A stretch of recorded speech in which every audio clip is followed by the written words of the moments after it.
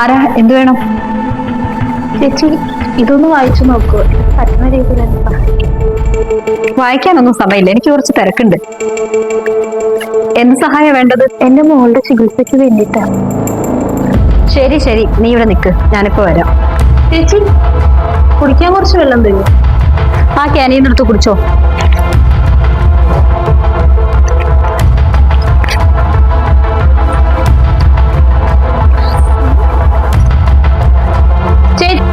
ചേച്ചി ഗ്ലാസ്.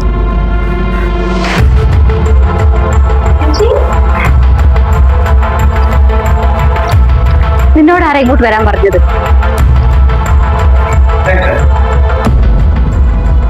ചേച്ചി നിങ്ങൾ എന്തിനാ ഇത്? അതൊന്നും നിന്റെ കാര്യമല്ല. ഇന്ന പൈസ, നീ പോവാൻ നോക്ക്. എനിക്ക് നിങ്ങളുടെ പൈസയൊന്നും വേണ്ട. പിന്നെ നിനക്ക് എന്താ വേണ്ടത്? എന്റെ ജീവിതത്തിലേക്ക് എത്തി നോക്കണം. ഞാൻ എത്തിനോട്ടക്കാരിയൊന്നുമല്ല. So please leave me alone. ഒന്ന് പോയി താ. അതെ, ഒന്ന് നിൽക്കോ. ഇത് വാങ്ങിക്കേ. നിങ്ങളുടെ മോളുടെ ചികിത്സയ്ക്ക് ഞാൻ തന്നതല്ലേ, മേടിക്കണം. പിന്നെ ഇവിടെ കണ്ടത് വേറെ ആരോടും പറയരുത്. ഇവിടെ വെച്ചത് മറന്നേക്കണം. പൊയ്ക്കോ. ഇല്ല ചേച്ചി, ഈ പൈസ വാങ്ങി എന്റെ മോളെ ചികിത്സിച്ച എനിക്കൊരു മനസ്സമാധാനം കിട്ടില്ല. അല്ല, ചേച്ചി മരിക്കാൻ പോവാ? അല്ല, ഞാൻ മരിച്ചാ നിനക്കെന്തോ കുഴപ്പം? കുറെ നേരായി. എനിക്കൊന്നുമില്ല. പക്ഷെ ചേച്ചിയുടെ വീട്ടുകാരും ഭർത്താവിനെ കുറിച്ചൊന്നും ചിന്തിച്ചു. ഭർത്താവ് അയാൾ എന്നെ കൊല്ലുന്നതിനേക്കാൾ മുന്നേ സ്വയം മരിക്കാൻ എനിക്ക് ആഗ്രഹം. അല്ലെങ്കിൽ നാളെ എന്നെ കൊന്ന് അതും ആത്മഹത്യയാക്കും അയാള്.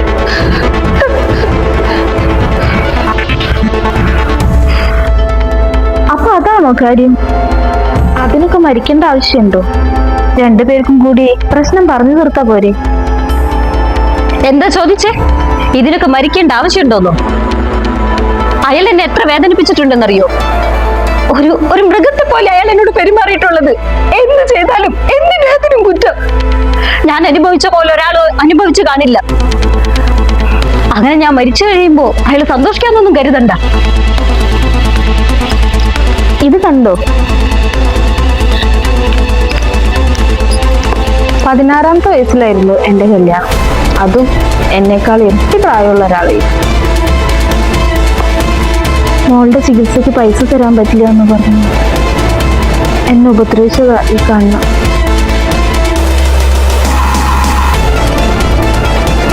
എന്നിട്ട് നിന്റെ ഭർത്താവ് ഇപ്പോൾ? ഞാൻ അയാളെ ഉപേക്ഷിച്ചു. എന്റെ മോളെ എടുത്ത് ഇറങ്ങിപ്പോന്നു. വീട്ടുകാർക്കൊക്കെ എതിർപ്പായിരുന്നു. ഇപ്പൊ ഒറ്റയ്ക്ക് ജീവിക്കണേ. ജീവിതം അവസാനിപ്പിക്കാനൊക്കെ എളുപ്പം പറ്റും, പക്ഷെ ജീവിച്ച് കാണിക്കാനാ പാട്. ഒരുപാട് പഠിച്ചിട്ടുണ്ടെന്നും ജോലി ഉണ്ടെന്നും പറഞ്ഞിട്ടൊന്നും ഒരു കാര്യമില്ല. എന്റെ ശമ്പളം മൊത്തം അയാൾക്ക് വേണം. ഇനിയിപ്പോ ഞാനത് കൊടുത്തില്ല എങ്കിൽ എന്നെ തല്ലിയിട്ടാണെങ്കിലും അത് മേടിച്ചെടുക്കും. എന്റെ അച്ഛൻ കൊടുത്ത സ്ത്രീധനം കുറഞ്ഞു പോയെന്ന് പറഞ്ഞ് എന്നെ ഇന്ന് ഉപദ്രവിക്കും. സത്യത്തിൽ എന്റെ അച്ഛൻ കടം വാങ്ങിയും കഷ്ടപ്പെട്ട എന്നെ കല്യാണം കഴിപ്പിച്ചയച്ചത്. എന്തിന്? നല്ലൊരു വസ്ത്രം ധരിക്കണമെങ്കിൽ പോലും അയാളോട് ഒച്ചാരിച്ചു നിൽക്കേണ്ട അവസ്ഥയാണ്. ഇത്രയൊക്കെ വിദ്യാഭ്യാസം ഉണ്ടായിട്ട് എന്തിനാ ആത്മഹത്യ എന്നൊക്കെ തീരുമാനിച്ചത്?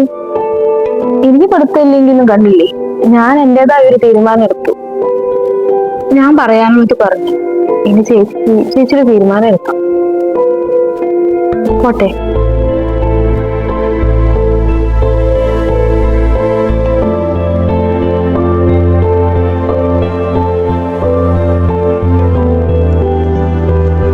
ഒരു വർഷം പോലും തികയാത്ത എന്റെ ചുരുങ്ങിയ ദാമ്പത്യ ജീവിതത്തിൽ ഞാൻ സഹിക്കാനാകാത്ത പലതും അനുഭവിച്ചു.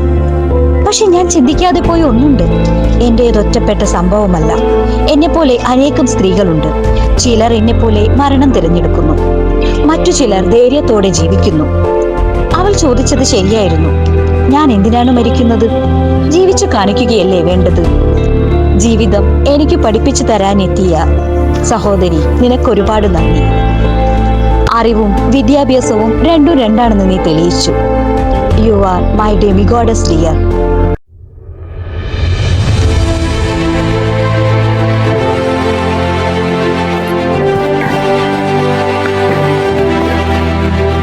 എന്താ, പണികളൊക്കെ കഴിഞ്ഞോ?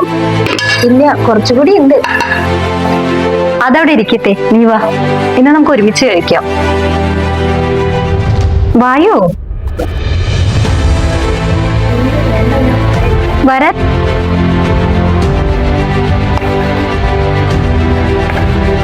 കഴിക്ക് മൈ ഡെമി ഗോഡസ്. അങ്ങനെ പറഞ്ഞ അർദ്ധദേവത, പകുതി മനുഷ്യനും പകുതി ദൈവവും. എന്നെ സംബന്ധിച്ചിടത്തോളം നീയാണ് എന്റെ ദൈവം. ഞാനിപ്പോ ജീവിച്ചിരിക്കാൻ കാരണം നീയല്ലേ. സത്യം പറഞ്ഞ അയാൾ എന്റെ ജീവിതത്തിൽ പോയതിന് ഞാൻ ഒരുപാട് സന്തോഷിച്ചു തുടങ്ങി. താങ്ക്സ്. ഞാൻ ദൈവമൊന്നുമല്ല ചേച്ചി. ചില മനുഷ്യര് ചിലർക്ക് ദൈവമായിരിക്കും. ഇപ്പോ ചേച്ചിയാണ് എന്റെ ദൈവം. കാരണം ചേച്ചിക്ക് ജോലി തന്നില്ലേ. ഇപ്പോ എനിക്കൊരു വരുമാനമാണ്. ഈ പൈസ കൊണ്ട് എനിക്ക് എൻ്റെ മോളെ പഠിപ്പിക്കാനും അവളുടെ ചികിത്സ നടത്താനൊക്കെ പറ്റും. എനിക്കോ പഠിക്കാൻ പറ്റിയില്ല. അവളെ പഠിപ്പിച്ച് നല്ലൊരു ജോലിക്കാരിയാണ്. അതാണ് എൻ്റെ ആഗ്രഹം. എനിക്കിപ്പോൾ സഹായിച്ചത് ചേച്ചിയാണ്.